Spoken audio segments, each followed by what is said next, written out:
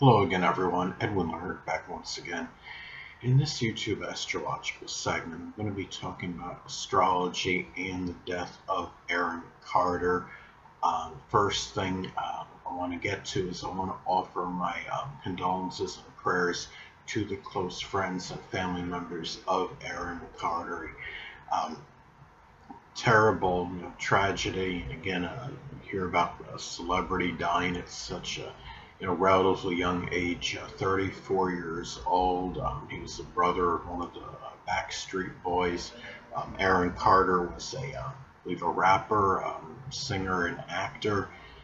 And I'm going to talk about some natal placements and transits tied in with his life and his death. And the first thing off is now, just looking at the basic, three, what I call the three main proponents of this chart. The sun, the moon, and the ascendant. First, I want to be kind and rewind.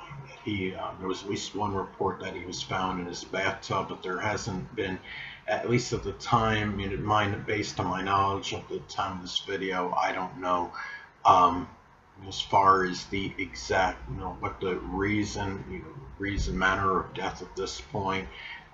It's been very vague. There hasn't been, an abundance of details on it. Hopefully we'll find out more information soon as time progresses, and maybe in the next few days there'll be more information released. I don't know if it was foul play or not. Somebody had stated that at least in one report that they saw an intruder, but I don't know if this intruder was somebody that Aaron Carter had actually known. It was a friend maybe checking on him, or if this was something that involved foul play, and this person that was spotted was actually part of actually had some foul play involved in Aaron Carter's death. And I don't know, even if this is a suicide or homicide, and this is going, the details are going to unravel hopefully sooner than later. But anyway, the thing about this is, again, I'm going to look at some, talk about some natal placements and transits that are tied in with his life and death. And, first off, again, I want to go to the three main proponents, what I call the three main parts of the chart: the sun, moon, and ascendant. Sun is in Sagittarius. Moon is in Cancer. Ascendant is in Sagittarius. This was like I believe, a B rating on Astro.com. Now, the sun, basic character, Sagittarius, of course, being very jocular, jovial, optimistic, and upbeat. Someone that's very, expansive. Sun is our true self, our fundamental character. And the moon being in Cancer, of course, the moon being the unconscious side, the hidden, the inner personality being a lot different, than the sun in Sagittarius, and that the moon is our emotional need, so it can reflect an emotional need, for more introversion, safety, and security, or privacy, home, family related matters, nostalgia, history. And in the sun and this moon in this chart, actually they make a what I would call loose inconjunct aspect with each other. And when you have inconjuncts in astrology, they could often be about adjustments. It could be too much or too little of something. The sun in Sagittarius, of course, is very adventurous. The basic character, what the person wants, the outdoors, adventure, expanding horizons. And even foreign travel. And it's interesting because the moon in Cancer, the emotional need, is more about the introversion and home family related matters. And so it's either, in some cases he may have expressed too much of one or too much of the other, may have had difficulty finding the balance and equilibrium between the two. Now, having a Sagittarius ascendant, being the same sign as the sun sign, his outer self, what he's projecting, therefore the same as the inner self, the true self, which is the sun in Sagittarius. And It just it shows when somebody has the same sign on the ascendant as their sun sign, that could indicate, speaking of true, a more true personality. There's no real, pretense or cover, because what you see, what's being projected outwardly, the outer demeanor of the ascendant is the same as the sun sign. Sun in Sagittarius is in the 12th house in this chart, which could show, there might be, a person might be, Sun and Sagittarius and 12th may be a little bit more private and have, that want more solitude and seclusion than the typical Sun and Sagittarius person. And his moon in Cancer is in the 7th house. The moon in the 7th house by itself may attract sometimes a temperamental and moody significant other, but it could also show that his moon in Cancer energy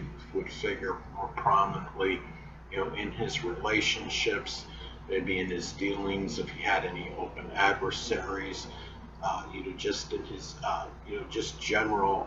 7th house is with matters with others. 7th house is also about negotiation, so legal issues. So that's where you may have seen a lot of the Cancerian moon energy come out strongly. Now, he also had, a good aspect, for success and for prosperity. He had his sun in Sagittarius trine Jupiter in Aries, and the sun, trine Jupiter by itself can be, auspicious for, just having self-assuredness and confidence to have, success and prosperity, and attain, fortune in one's life. And Jupiter in Aries, by itself, can be lucky when being pioneering, innovative, aggressive, assertive, just generally action-oriented, taking initiative in matters. And the thing is, another thing I want to touch up on too is that, talked about the sun, and moves in conjunct aspect to his moon. Now he also has, Mercury, in Sagittarius, makes an in conjunct aspect to his moon. So, by itself, the aspect can indicate too much communication regarding your feelings and emotions, or too little. It could be too much. I mean, Mercury is also, short journeys. And being in Sagittarius, it could be ones that are more adventurous, going to sports venues, doing so due to love of the outdoors. And then the moon in Cancer, again, the emotional need for home, family, introversion, more safety and security. So it could be too much of one or the other with the in conjunct aspect. And another thing I want to touch up on is when I looked at Wikipedia.org, is that, about regarding, his mental health during his life. Well, for one thing, he does have 3 planets, in the 12th house, which is in the house of mental illness. And, he was very, vocal, my understanding, about, what he had.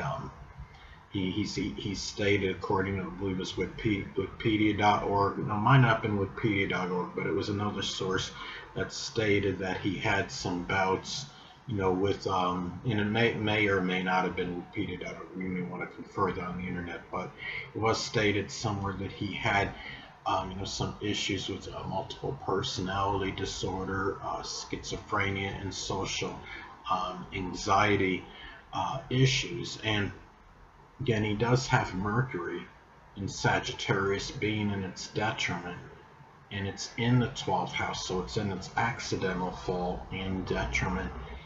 And, he does have 2 other planets there as well, the Sun and Saturn, and Sagittarius is a dual sign. He also had, it's interesting, Pisces is the sign of schizophrenia. He has Pisces on the 3rd house cusp in his natal chart, and and the 3rd house is rational thinking. So the issues with any schizophrenia may have impacted his rational thinking more so than most people. And he also has one of the the ruler of his 12th house, which is Jupiter, is in the 4th house of emotions and feelings. So, any mental illness he may have had may have, affected him more emotionally and how he felt more so than most people. Hold on a moment, people.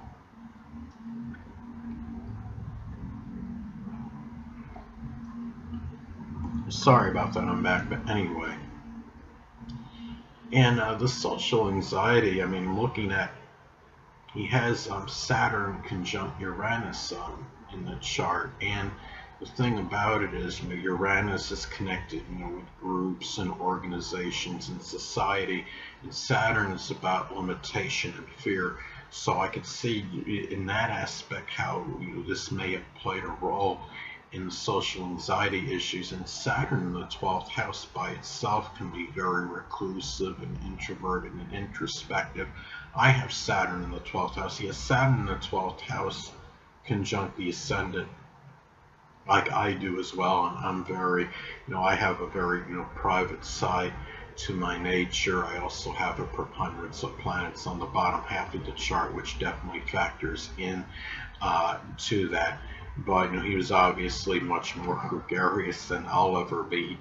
He does have 6 planets on the top half of the chart, and those planets in Sagittarius, kind of modifies that Saturn, the 12th house energy to some degree.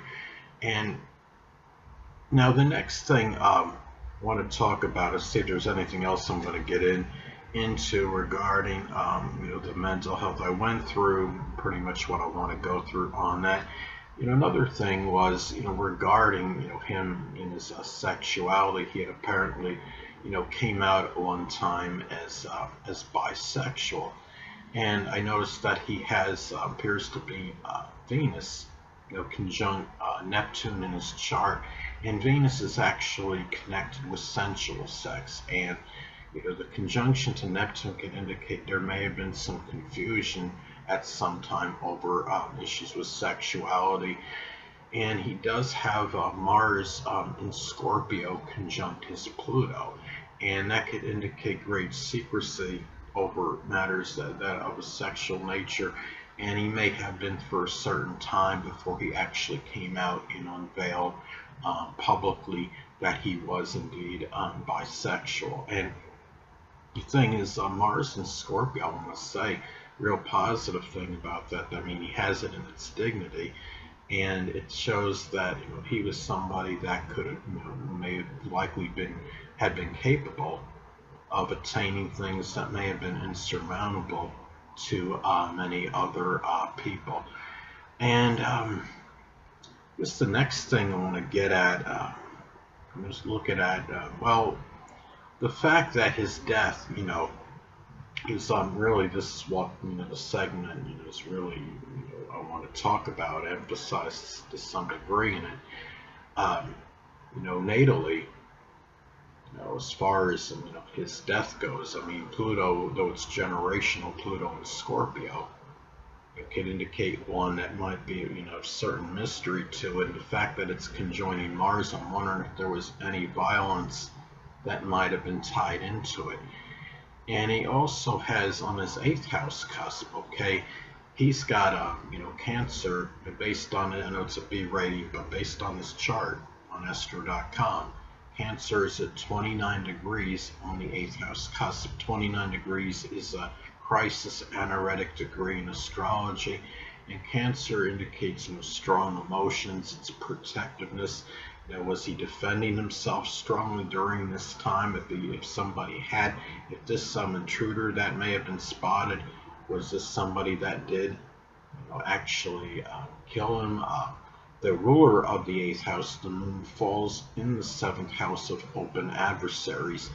And another thing too, the intercepted ruler of the 8th house, which is the sun. I'm sorry, which is the sun, because Leo is the intercepted sign in the 8th house. The sun falls in the 12th house of the hidden, and and it's also 12th house does rule drowning and suicide, so I understand suicide could be a possibility in this. And It makes it very, really very, mysterious and vague. And again, hopefully, more details regarding the specifics of his death will emerge in the next few days or so. Um, excuse me. Another thing is that I noticed that okay, he has in his chart on the fourth house cusp of end of life, Aries is on that. So in some cases that could indicate where there might be some volatility and turbulence at that ladder, that at the end of one's life. But and another thing that I wanted to state is that looking at this as far as any transits go, one that stands out to me is that transit Jupiter in Pisces was close to his north node in Pisces, and Jupiter in Pisces at the time, 29 degrees.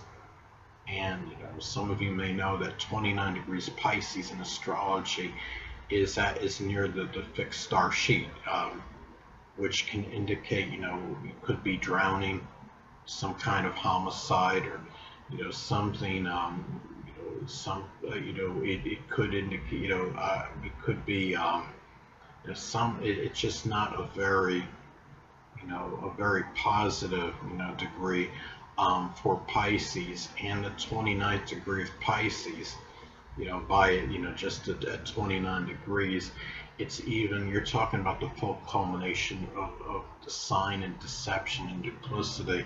I'm wondering if somebody, if this was a homicide, if it was somebody that he felt he trusted, and there was certain illusion and deception maybe connected, with this. And it's really, to me, looking at this, it just, again, it's a very, it's a terrible, tragic, ending one way or another, whether this was a, suicide or a homicide issue. And he was just, looking at his chart, I mean, he has most of his planets on the left side of the chart. He has 8 of the 10 planets on the left side, and indicates somebody that's a strong self-starter, has much initiative, and can be very independent, a person that probably didn't need much cajoling or coaxing from others to do things. And he has some planets and cardinal signs which help confer this as well. And somebody that I mean, at a very young age, he was very successful. I'm thinking some of this may have had to do with Saturn conjunct the ascendant, expressing a lot of ambition. And even the first house is the early childhood. So even especially in his very young years, his early childhood, he might have shown much more maturity than the average little kid, basically. The ruler of the 10th house, he's got Libra on the cusp of the 10th house. The ruler of it, Venus, falls in the first house, so that indicates and suggests that notoriety and success was very important to him on a first impression.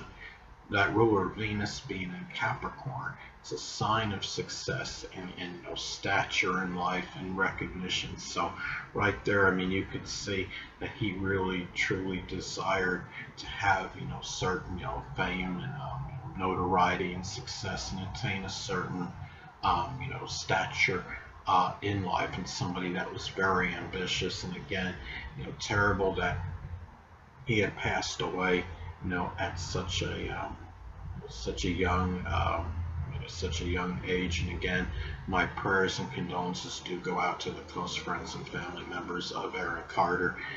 Anyway, people, that'll conclude this YouTube astrological segment. Until next time, Edwin Leonard saying stay away.